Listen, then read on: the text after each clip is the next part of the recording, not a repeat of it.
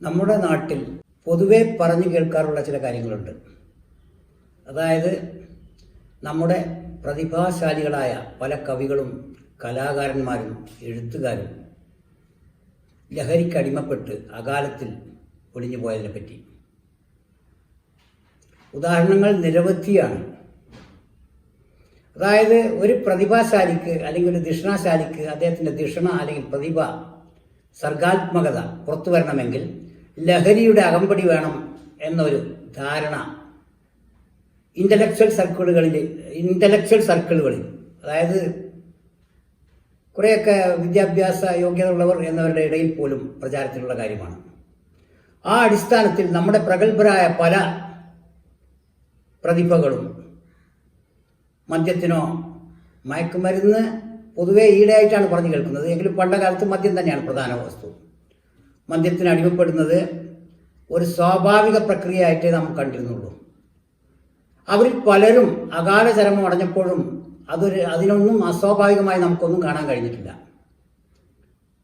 ഏറ്റവും ഒടുവിൽ നമ്മുടെ സിനിമാ രംഗത്തെ പ്രശസ്തരായ പലരും ഗാനരചയിതാക്കളും അഭിനേതാക്കളും മദ്യത്തിനും ലഹരിക്കും ഇരയായി അകാല ചരമം അടയുകയുണ്ടായി.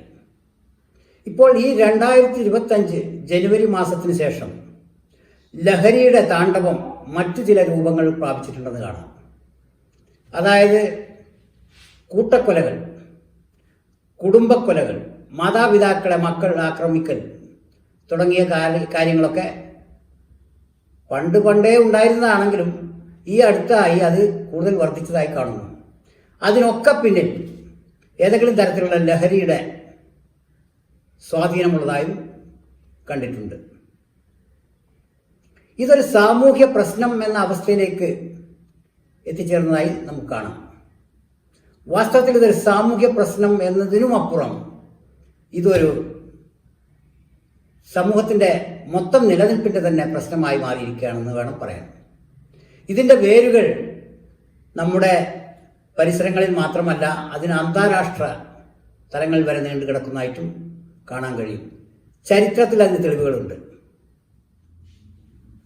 നമുക്ക് പരിചിതരായ ചില കലാകാരന്മാരോ സാഹിത്യകാരന്മാരോ കവികളോ ഉള്ളതുപോലെ തന്നെ ലോകപ്രശസ്തരായ പലരും ആധുനിക കാലത്തും പൗരാണിക കാലത്തും ലഹരിക്ക് അടിമപ്പെട്ട് അകാല മൃത്യു വരിച്ചിട്ടുള്ളതായിട്ട് കാണാം. ആഗോളതലത്തിൽ നമുക്ക് ഏറെക്കുറെ എല്ലാവർക്കും അറിയാവുന്ന ചില പേരുകൾ ഇവിടെ പറയട്ടെ. എഡ്ഗാർ അലൻ പോ, അമേരിക്കൻ എഴുത്തുകാരൻ, കവി തുടങ്ങിയ ആളാണ് ലഹരിക്കടിമപ്പെട്ടാണ് മരിച്ചത് അകാലത്തിൽ. വിൻസെന്റ് വാൻ ഗോഗ് എന്ന് കേൾക്കാത്തവരാരും ഉണ്ടാവില്ല. അദ്ദേഹവും ലഹരി മൂത്ത് മാനസികാഘാതം വന്ന് ഡിപ്രഷനിലാണ് മരിച്ചത്. ഓസ്കാർ വൈൽഡിനെ പറ്റി ഒരുവിധം നമുക്ക് എല്ലാവർക്കും അറിയാം. അദ്ദേഹത്തിൻ്റെ മരണവും അമിത മദ്യപാനം മൂലമായിരുന്നു. ഇതിനൊക്കെ പുറമെയാണ് പ്രസിദ്ധനായ സിഗ്മണ്ട് ഫ്രോയിഡിൻ്റെ തത്വങ്ങളെക്കുറിച്ച് അറിയാത്തവരാരും ഉണ്ടാവില്ല ആധുനിക ലോകത്തും ശാസ്ത്രലോകത്തും. സിഗ്മണ്ട് ഫ്രോയിഡ് പോലും അദ്ദേഹം ഫാദർ ഓഫ് സൈക്കോ അനാലിസിസ് ആണ് എന്നാണ് അറിയപ്പെടുന്നത്. അദ്ദേഹത്തിൻ്റെ അന്ത്യം കൊക്കൈൻ മൂലമായിരുന്നു. അതിനു പുറമെയാണ് ഏണസ്റ്റ് ഹെമിംഗ്വേ. അദ്ദേഹം ആത്മഹത്യ ചെയ്തത് ആൽക്കഹോളിൻ്റെ അതിപ്രസരവും ഡിപ്രഷനും മൂലമായിരുന്നു. ഇനിയുമുണ്ട്. പഴയ കാലത്ത് അലക്സാണ്ടർ ദി ഗ്രേറ്റ് എന്ന് കേൾക്കാത്തവരാരും ഉണ്ടാവില്ല. 32-ാം വയസ്സിലാണ് അദ്ദേഹം കാലപുരി പൂണ്ടത്. മദ്യപാനം തന്നെ കാരണം. തെളിയിക്കപ്പെട്ട കാര്യമാണ്. ഇനി ഇതൊക്കെയാണെങ്കിലും ലോകത്ത് മദ്യത്തിനെതിരെ, ലഹരിക്കെതിരെ കർക്കശമായ മതനിയമങ്ങളുള്ള ഒരു മതമാണ് ഇസ്ലാം മതം. അതിലെ അബ്ബാസിയ ഖിലാഫത്ത് വലിയ പ്രസിദ്ധമായ ഒരു കാലഘട്ടമാണ്. ആ അബ്ബാസിയ ഖലീഫത്തിൻ്റെ രക്ഷാധികാരിയായിരുന്ന അൽ മൗമൂൻ സയൻസ്, ഫിലോസഫി തുടങ്ങിയവർക്കെല്ലാം വലിയ സംഭാവനകൾ നൽകിയ കാലഘട്ടമായിരുന്നു അബ്ബാസിയ കാലഘട്ടം. അതിൻ്റെ തലവൻ, രക്ഷാധികാരി മദ്യത്തിനടിപ്പെട്ടാണ് മരിച്ചത് എന്നാണ് ചരിത്രം പറയുന്നത്. അതിനു പുറമെയാണ് നമ്മുടെ കവികളും കലാകാരന്മാരും പ്രതിഭാശാലികളും മദ്യത്തിനടിപ്പെട്ടും അവരുടെ പ്രതിഭകളെല്ലാം നശിച്ച് ജീവിതം തന്നെ ഇല്ലാതായി തീർന്നത്. ഈ പശ്ചാത്തലത്തിൽ വേണം നമ്മുടെ കുട്ടികളിൽ വ്യാപിച്ചുകൊണ്ടിരിക്കുന്ന മദ്യത്തിൻ്റെയും മയക്കുമരുന്നിൻ്റെയും വ്യാപ്തിയെക്കുറിച്ച് നമ്മൾ പരിശോധിക്കാൻ. ഇതൊരു സ്വാഭാവിക പരിണാമത്തിൻ്റെ ഭാഗമായി നമ്മുടെ കുട്ടികൾക്കിടയിലേക്ക് ലഹരി കയറി വന്നതാണോ, അതോ ആസൂത്രിതമായി ആഗോള ഗൂഢാലോചനകളുടെ ഫലമായി നമ്മുടെ കുട്ടികളെ, യുവതലമുറയെ, നമ്മുടെ രാജ്യത്തിൻ്റെ ഭാവിയെ തകർക്കാൻ വേണ്ടി ആസൂത്രിതമായി നടത്തുന്ന ഒരു ഗൂഢാലോചനയുടെ ഫലമായിട്ടാണോ നമ്മുടെ നഴ്സറി സ്കൂളുകളിൽ വരെ വ്യാപിച്ചു കൊണ്ടിരിക്കുന്ന ഇന്നത്തെ മയക്കുമരുന്നിൻ്റെ ഈ ഭീഷണി എന്നത് തീർച്ചയായും നമ്മൾ പരിശോധിക്കേണ്ട കാര്യമാണ്. അങ്ങനെ വരുമ്പോൾ ലോക നാഗരികതകളിൽ, ലോക രാജ്യങ്ങളെ നശിപ്പിക്കാൻ വേണ്ടി ലഹരി വസ്തുക്കൾ ഉപയോഗപ്പെടുത്തിയതിൻ്റെ ചരിത്രങ്ങൾ നമുക്ക് വീണ്ടും നോക്കേണ്ടി വരും. അതായത് ഓപ്പിയം വാർ എന്നൊരു കുപ്രസിദ്ധമായ വാറുണ്ട്. ബ്രിട്ടീഷ് കൊളോണിയൽ ശക്തികൾ ചൈനയുമായി നടത്തിയ വാറാണത്, ചൈനയെ വകവരുത്താൻ വേണ്ടി. അതായത് ചൈനയിലേക്ക് ഓപ്പിയം കള്ളക്കടത്ത് നടത്തി അവിടുത്തെ ജനസാമാന്യത്തെ അതിന് അടിമകളാക്കി ചൈനയെ തകർക്കുക എന്നായിരുന്നു അവരുടെ പദ്ധതി. അതിലവർ ഒരു പരിധിവരെ വിജയിച്ചു. പിന്നൊന്ന്, ചൈന കീഴടങ്ങി എന്നുള്ളതാണ് സത്യം. അമേരിക്കയിലെ തദ്ദേശവാസികളെ, അബോർജിൻസിനെ നശിപ്പിക്കാൻ വേണ്ടി യൂറോപ്യൻ അധിനിവേശക്കാർ, കൊളോണിയൽ ശക്തികൾ പ്രധാനമായും ഉപയോഗിച്ചത് മദ്യത്തെയാണ്. മയക്കുമരുന്നുകളുടെ ഉപയോഗവും കുറവായിരുന്നില്ല. അങ്ങനെയാണ് ആ ജനതയെ കീഴ്പ്പെടുത്തിയത്. അതിനു പുറമെയാണ് റഷ്യയിൽ കമ്മ്യൂണിസ്റ്റ് ഭരണകൂടങ്ങൾ വോഡ്ക സ്ട്രാറ്റജി എന്നൊരു സ്ട്രാറ്റജി തന്നെ, തന്ത്രത്തിന് തന്നെ അവർ രൂപം നൽകി. ഇന്നും റഷ്യ, സോവിയറ്റ് യൂണിയൻ അസ്തമിച്ചെങ്കിലും റഷ്യ ഇന്നും അതിൻ്റെ ഭവിഷ്യത്തെ അനുഭവിച്ചുകൊണ്ടിരിക്കുകയാണ്. എന്തൊക്കെയാണത്? പുനരുൽപാദന ശേഷി പൂർണ്ണമായും ഇല്ലാതായ അവസ്ഥയിലാണ്. ജനസംഖ്യ കുറഞ്ഞു. അവരുടെ ആരോഗ്യത്തിൻ്റെ 100,000 പ്രശ്നങ്ങൾ, അല്പായുസ്, വോഡ്ക ഉണ്ടാക്കി വെച്ചവനെയാണിത്. ഇത് കൽപ്പിച്ചു കൂട്ടി കമ്മ്യൂണിസ്റ്റ് ഭരണകൂടങ്ങൾ ജനങ്ങളെ കീഴ്പ്പെടുത്തി നിർത്താൻ വേണ്ടി ലഹരിക്ക് അടിമപ്പെടുത്തിയതാണ്. ഇന്ന് നമ്മുടെ കേരളത്തിൽ തന്നെ ചെറിയ തോതിലുള്ള കമ്മ്യൂണിസമാണെങ്കിലും അവർ പോലും ലഹരിക്ക് കൊടുക്കുന്ന അമിത പ്രാധാന്യവും അത് ജനങ്ങളിൽ വ്യാപിപ്പിക്കാൻ നടത്തുന്ന ഗൂഢശ്രമങ്ങളും നമുക്കറിയാവുന്ന കാര്യമാണ്. അതിൻ്റെ ഇര തന്നെയാണല്ലോ ഇപ്പോൾ ഏറ്റവും ഒടുവിലെ നമ്മുടെ ചില സംഭവ വികാസങ്ങളിൽ കാണുന്ന അതിലെ ബലിയായിട്ടുള്ള കുട്ടികളും മുതിർന്നവരും. ഇതിനു പുറമെയാണ് CIA മയക്കുമരുന്നിനെ ഉപയോഗിച്ച് മറ്റു രാജ്യങ്ങളെ തകർക്കാൻ ശ്രമിച്ചതിൻ്റെ ചരിത്രങ്ങളുണ്ട്, ചരിത്രരേഖകളിൽ കാണാം. അതിൻ്റെ വിശദാംശങ്ങളിലേക്ക് കടക്കുന്നില്ല. ഈ അവസ്ഥയിലാണ് നാസികൾ ജനങ്ങൾക്കുമേൽ മയക്കുമരുന്ന് വേണ്ടതിലധികം ഉപയോഗിച്ചു. 2ാം ലോക മഹായുദ്ധത്തിൽ പട്ടാളക്കാരുടെ വീര്യം കൂട്ടാൻ, അവർക്ക് കൂടുതൽ ക്രൂരന്മാരാകാൻ വേണ്ടി മയക്കുമരുന്ന് ഉപയോഗപ്പെടുത്തേണ്ടായി. അത് പിൽക്കാലത്ത് ആ പട്ടാളക്കാരുടെ തന്നെ ആരോഗ്യത്തിന് ഹാനികരമായ വിധത്തിൽ ഭവിഷ്യത്തായി തീരുകയും ചെയ്തു. അത് ചരിത്രമാണ്. ഇങ്ങനെ ചരിത്രത്തിൽ ഉടനീളം മയക്കുമരുന്നിന്റെ ദുരുപയോഗങ്ങളും മയക്കുമരുന്നിന്റെ യുദ്ധതന്ത്രത്തിന്റെ ഭാഗമായും മയക്കുമരുന്നിനെ മാരകമായ ഒരു ആയുധമായും ഉപയോഗിച്ച വസ്തുതകൾ നിരവധി കാണാനാവും. അതിൽ ഇന്ന് നമ്മുടെ ക്യാമ്പസുകളിൽ, നമ്മുടെ മറ്റു മേഖലകളിൽ, യുവജനങ്ങളിൽ, വിദ്യാർത്ഥികളിൽ പ്രീ സ്കൂൾ ഉള്ളിൽ വരെ എത്തി നിൽക്കുന്ന നമ്മുടെ മയക്കുമരുന്ന് ഭീഷണിയെ ഈ പശ്ചാത്തലത്തിൽ വേണം കാണാൻ. ഇങ്ങനെ കാണുമ്പോൾ നമുക്കിതിന് അന്താരാഷ്ട്ര കരങ്ങൾ കാണാം. ഒന്നും വേണ്ട, നമ്മുടെ അടുത്ത കാലത്തായി പത്രവാർത്തകളിലുള്ള വെറും നിഷ്പക്ഷ വാർത്തകളാണത്. ഒരു പ്രത്യേക സംസ്ഥാനത്തെ പ്രത്യേക ഹാർബറിൽ കോടാനുകോടി മയക്കുമരുന്നാണ് പിടികൂടപ്പെടുന്നത്. കോടാനുകോടി രൂപയുടെ മയക്കുമരുന്നുകൾ പിടികൂടപ്പെടുന്നു. അത് വെറും സ്വാഭാവികമോ യാദൃച്ഛികമായ സംഭവങ്ങളല്ല.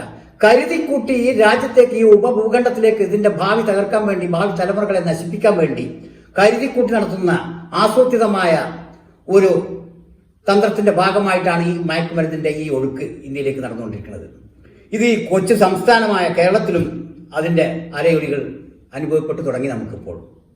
ഇതൊരു ചെറിയ സാമൂഹ്യ അല്ലെങ്കിൽ ഒരു പ്രാദേശിക കാര്യമായി കണക്കിലെടുക്കാതെ ഇതിന്റെ അന്താരാഷ്ട്ര മാനങ്ങൾ കണ്ടെത്തി ഇതിന് നല്ല രീതിയിലുള്ള പരിഹാരം കാണാൻ ഇന്ത്യൻ ഭരണകൂടം, സംസ്ഥാന ഭരണകൂടങ്ങൾ, ഇന്ത്യൻ ജനത ശ്രമിച്ചിട്ടില്ലെങ്കിൽ ഭാവി വളരെ ഇരുളടഞ്ഞതായിരിക്കും. ചരിത്രത്തിൽ ഈ ആവർത്തനങ്ങൾ പലതവണ ഉണ്ടായിട്ടുള്ളതാണ് എന്നതിൻ്റെ അടിസ്ഥാനത്തിലാണ് ഈ പറയുന്നത്. അതുപോലെ തന്നെയാണ് ഇത്രയും കൺസ്യൂമർ ശേഷിയുള്ള ഒരു സമൂഹം ഇന്ത്യൻ സംസ്ഥാനങ്ങളിൽ, കേരളത്തിൽ ഇതുപോലെ മറ്റെവിടെയുമില്ല. അതുകൊണ്ടുകൂടിയാണ് ഇത്രയും വിലപിടിപ്പുള്ള മാരകമായ മയക്കുമരുന്നുകളുടെ വിപണി കേരളമായി തീരുന്നത് ഇതൊരു കാരണമാണ്. കുട്ടികൾക്ക് നമ്മൾ അമിതമായി നൽകിയ സ്വാതന്ത്ര്യവും കുട്ടികൾക്ക് നമ്മുടെ കയ്യിൽ കൊടുക്കാനുള്ള നമ്മുടെ പുത്തൻ പണവും ഇതെല്ലാം ഈ മയക്കുമരുന്നിൻ്റെ വ്യാപനത്തിനും വർധനവിനും അതിൻ്റെ ഉപഭോഗത്തിനും വലിയ സംഭാവനകളാണ് അർപ്പിച്ചുകൊണ്ടിരിക്കുന്നത്. ഇതിനെക്കുറിച്ച് നമ്മൾ ജാഗരൂകരായിട്ടില്ലെങ്കിൽ നമ്മൾ ഖേദിക്കേണ്ടി വരും, ഖേദിക്കുക തന്നെ ചെയ്യേണ്ടി വരും.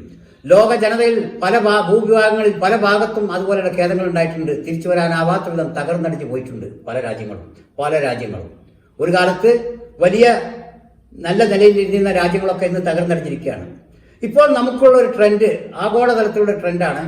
ഗൾഫ് രാജ്യങ്ങളിലും കാണാം, അതിൻ്റെ അലയൊലികൾ കേരളത്തിലും കാണാം. ചില നമ്മുടെ ആഗോള സഞ്ചാരികളായ വ്ളോഗർമാർ ഇപ്പോൾ ആവശ്യപ്പെടുന്നത് ടൂറിസത്തിന്റെ സാധ്യതകൾ, അനന്ത സാധ്യതകളെ കുറിച്ചാണ്.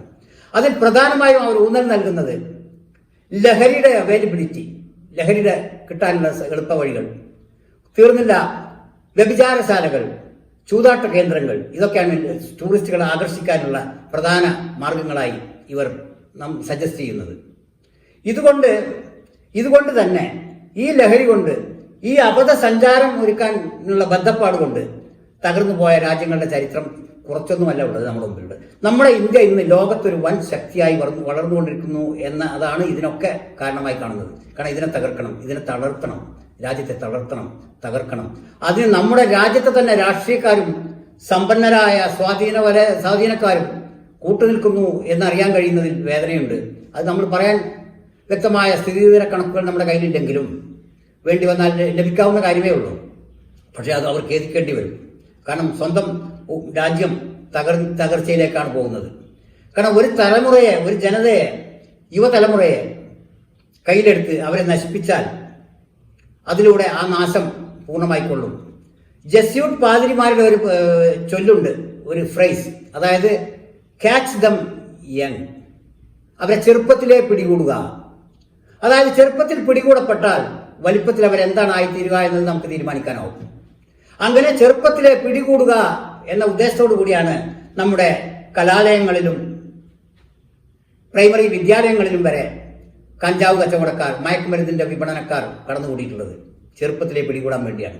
കാരണം വലിപ്പത്തിൽ അവർ ആരായിത്തീരണമെന്ന് അവർക്ക് തീരുമാനിക്കാനാവും.